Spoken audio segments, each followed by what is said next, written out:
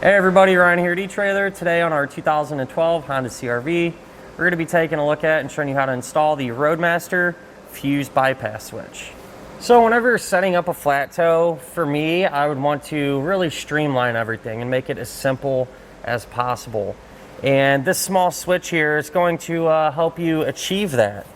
And that's because the CR-V requires you to pull the fuse out whenever you want to flat toe it. And that's kind of a pain, you know, honestly. Who wants to reach their head under the dash every single time, look for the fuse, pull it out, keep track of it, put it back in when you're done, and everything else like that. You know, it's a big headache. And so this switch is going to solve that issue. The way that you rig it up here, we're going to have a drive mode and a tow mode. So in drive mode, everything's going to work perfectly just like how it should.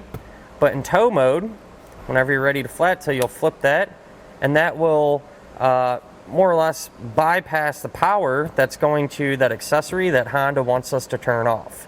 So you're not going to have to mess with that fuse, which in our case, the accessory they want us to turn off is the radio accessory. So if you look up here, I got it in the drive position. There's our radio. You know, we're able to change stations and do our normal thing with it like we usually would.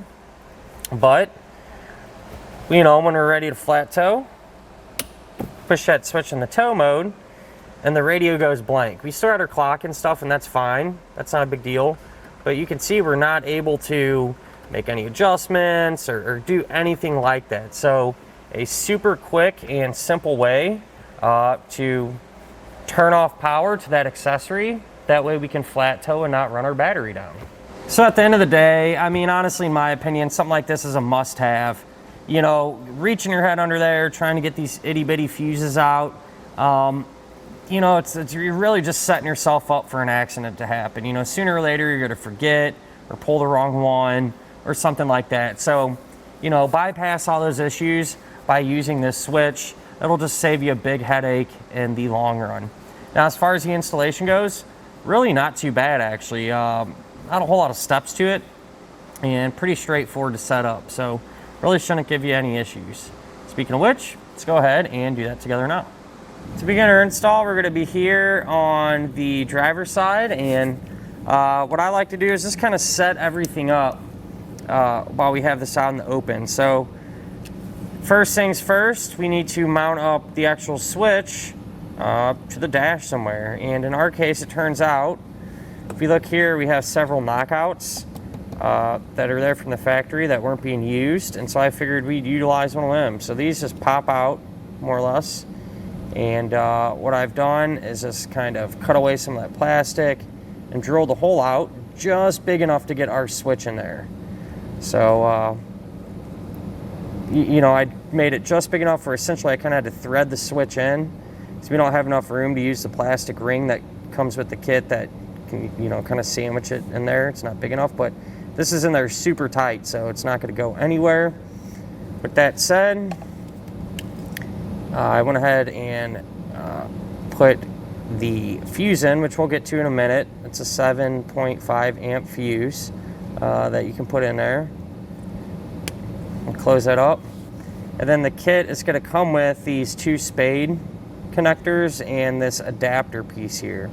And I found this to be much more reliable in the past, as opposed to just having the little prongs that come already attached to the end of these wires. It seems like, you know, if you hit a bump wrong, they pop out.